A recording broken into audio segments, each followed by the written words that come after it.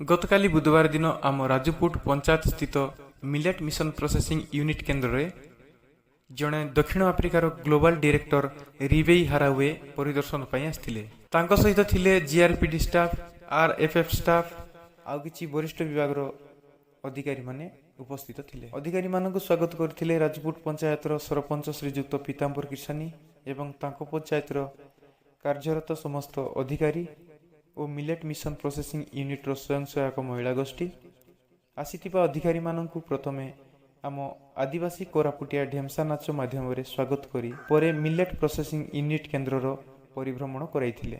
आसीथिबा अधिकारी माने महिला मानक मिलेट प्रस्तुति कार्य को देखि अत्यंत खुशी व्यक्त करथिले एवं धन्यवाद जणाइथिले। आज राजपुट सरपंच श्रीजुक्त पीताम्बर किसानी तत्वावधान रे पंचायत और तांको पंचायत प्रति गाँव स्वयं सहायक महिला गोष्ठी मानकु रोजगार क्षम करने पाई मिलेट मिशन केन्द्र सहित अन्य कार्यक्रम को निज पंचायत रे सुंदर भाव में तुलाई निजर परिचय को जिला राज्य और राज्य बाहर ख्यातिनामा अर्जन कर।